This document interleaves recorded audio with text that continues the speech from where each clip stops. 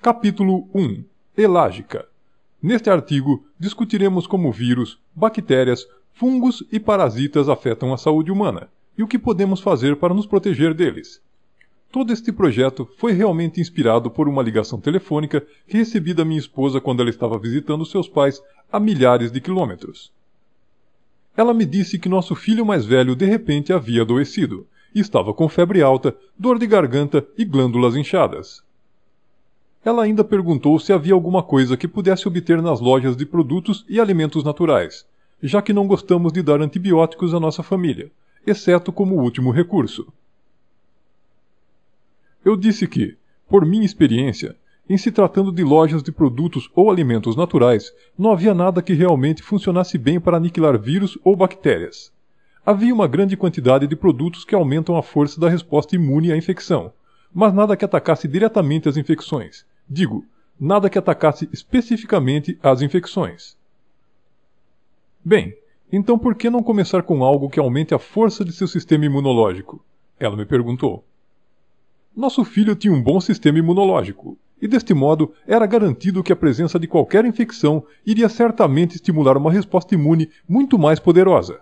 Usar extratos de ervas para aumentar a atividade de seu sistema imunológico não resultaria em nada, já que o estado de alerta do sistema já produzia anticorpos, células naturalmente destruidoras, células brancas do sangue e todos os agentes imunes que eram necessários para combater qualquer infecção que ele viesse a ter. Minha esposa estava perplexa. Expliquei que todos os produtos para o sistema imunológico e constipações que você encontra nas prateleiras das lojas de produtos e alimentos naturais eram benéficos para as pessoas com sistema imunológico inicialmente enfraquecido. O nosso filho precisava era de algo que atacasse diretamente a infecção, não um estimulante imunológico. Se fosse um vírus, iríamos simplesmente deixá-lo desenvolver seu curso. E se fosse uma bactéria, teríamos de decidir se daríamos ou não antibióticos a ele. Bem, nosso filho finalmente não estava ameaçado pela infecção, mas a experiência me tornou determinado a criar um amplo espectro antimicrobiano. Eu queria algo que iria funcionar independentemente do tipo de infecção. Eu queria criar a proverbial, única coisa que você levaria para uma ilha deserta com você. Especificamente, eu queria algo que fosse direcionado às infecções, e não apenas um estimulante de um sistema imunológico já estimulado. Como se poderia fabricar um produto assim? Há literalmente milhares de diferentes tipos de bactérias e vírus que levam as pessoas a ficarem doentes e cada um deles precisa ser tratado singularmente. Cada um endereçado a um tipo diferente de infecção. Imaginei uma mistura de centenas de ervas exóticas colhidas ao redor do mundo inteiro. Felizmente, a resposta foi muito mais fácil do que eu pensava. Acontece que há um único ingrediente com a capacidade de atacar diretamente quase toda a infecção conhecida pelo homem, e que se encontra no mais improvável dos lugares: a framboesa simples. Vamos falar mais sobre o que este ingrediente é e como funciona, mas primeiro, vamos começar com uma pequena lição de história biológica. Atualmente, aceita-se que o homem está firmemente no topo da cadeia alimentar. A menos que nós vaguemos pela selva africana para sermos confrontados com um leão, ou nademos no meio do Atlântico para estarmos cara a cara com um grande tubarão branco, não temos medo de nenhum animal. Mesmo nestes casos, temos tecnologia para nos mantermos seguros. Nós temos armas para atirar em leões e gaiolas de aço que nos protegem de tubarões comedores de homens. Esta invulnerabilidade a outras formas de vida, no entanto, é uma ilusão. Há milhões de criaturas que foram alimentando-se de nós e muitas vezes matando-nos desde o início dos tempos. Logicamente não estou me referindo a grandes e temíveis bestas com garras e dentes afiados, mas às mais ínfimas das criaturas de Deus. Estou falando de vírus, bactérias, fungos e parasitas. Ao longo da história humana, nós estivemos em guerra com esses micróbios infecciosos. Eles nos têm colonizado. Vivem em nossa pele, nossos pulmões, nosso intestino e nossos órgãos internos. Nossos corpos tornaram-se suas casas e sua fonte de alimento. O homem dos primórdios não poderia atacar essas criaturas minúsculas da mesma maneira que ele poderia atacar um tigre ou uma matilha de cães selvagens. Novas estratégias tinham de ser elaboradas. A descoberta do fogo e o subsequente cozimento dos alimentos foi nosso primeiro avanço tecnológico e a grande vitória na nossa guerra contra micróbios. parasitas e bactérias foram incapazes de sobreviver às altas temperaturas de nosso fogo de cozimento, e assim nós nos tornamos um pouco protegidos contra infecções parasitárias do intestino e bactérias como o E. coli. O próximo avanço foi a observação de que comer determinados vegetais pode ajudar o corpo a livrar-se de certas infecções.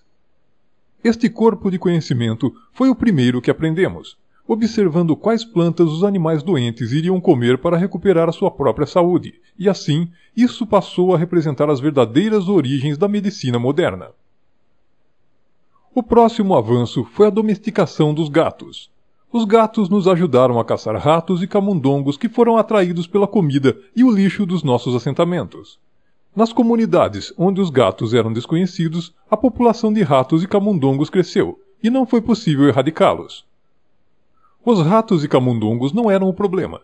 Certamente eles eram um incômodo, mas o verdadeiro perigo que representavam vinha de infecções por eles transportadas. Em 1347, a peste negra, uma doença contaminada por ratos e camundongos, matou 1/3 da população da Europa. Melhor saneamento, canalização e refrigeração foram os próximos grandes avanços na nossa guerra contra micróbios. De início, pilhas de lixo eram atirados em assentamentos que atraíam enxames de moscas e outras doenças propagadas por outros insetos. Em vez de resíduos humanos serem jogados das janelas para as ruas, foram instaurados encanamentos e serviços de remoção de lixo. Isso resultou na diminuição do número dessas doenças de insetos em torno de nossas casas e locais de trabalho. O aquecimento e resfriamento fazia com que se tornasse mais fácil de lavar roupas de cama em uma constância mais regular, minimizando os ácaros e fungos que faziam de nossos cobertores seu quartel-general para o ataque noturno em nossa pele. Finalmente, primeiro a refrigeração com a utilização de gelo, em seguida, gelo seco, e finalmente sistemas de refrigeração modernos que retardam o crescimento de bactérias em nossos alimentos. O mais recente e importante avanço foi, naturalmente, a descoberta de antibióticos por Alexander Fleming em 1929. Observando determinados grupos de bactérias, ele foi capaz de descobrir a penicilina. Isto levou a ambos uma compreensão mais profunda de bactérias em geral, bem como toda uma indústria dedicada à procura de maneiras novas e mais eficazes para matar bactérias. Nós viemos de um longo caminho em nossa compreensão de micróbios e nossa capacidade de lidar com eles, e o homem moderno vive em uma condição maioritária de doenças livres.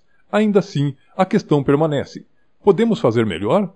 Nós podemos diminuir o número e a gravidade das infecções infantis? Nós podemos prevenir ou reduzir a duração do resfriado comum? Podemos livrar-nos das infecções crônicas que fazem de nós sua morada? Podemos finalmente ganhar a guerra contra micróbios, a qual começou há muito tempo? Vamos olhar para os diferentes tipos de micróbios que enfrentamos e ver o que pode ser feito sobre eles. As 4 principais classes de infecções são vírus, bactérias, fungos e parasitas. Vamos começar com os vírus. Vírus estão entre as mais perigosas infecções que nós, como uma espécie, temos que lidar. Ao contrário de outros micróbios que normalmente são espalhados por vermes ou insetos, vírus podem ser espalhados diretamente de humano para humano, através de um espirro ou tosse. A varíola matou cerca de 500 milhões de pessoas no século passado e a gripe, outros 100 milhões no foco de 1918. Agora, com a superpopulação em cidades onde as pessoas estão muito perto e tendo em conta a facilidade de viagens internacionais, uma pandemia viral em destaque seria muito pior. De acordo com os Centros de Controle de Doenças, se outra grande pandemia de gripe ocorresse hoje, a estimativa de mortos seria de 1 bilhão. Enquanto os pesquisadores furiosamente estão desenvolvendo medicamentos antivirais, uma medicação antiviral verdadeiramente eficaz e de amplo espectro ainda não está ao alcance. Ainda assim, nós não precisamos de um olhar apocalíptico para ver os efeitos do vírus. Os vírus hoje são muito subestimados como causa de doença crônica. Não é apenas pelo fato de milhões de pessoas atualmente sofrerem de infecções virais, como hepatite C, AIDS e herpes, que afetam, nas ruas, os homens e mulheres comuns. Todos, sem exceção, estão infectados com o vírus Epstein-Barr, citomegalovírus e herpes. A maioria das